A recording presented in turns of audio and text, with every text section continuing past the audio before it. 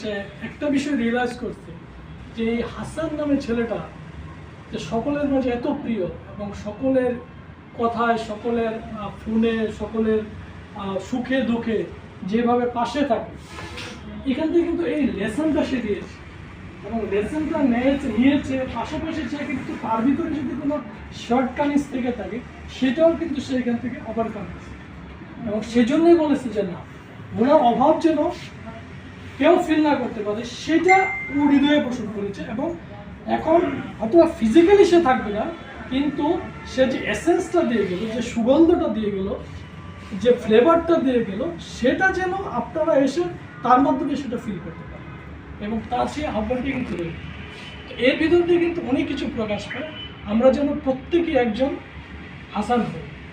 প্রত্যেকে যেন তার যে কোয়ালিটিগুলো আছে সেটাকে অ্যাচিভ করার চেষ্টা করি। আমি জানি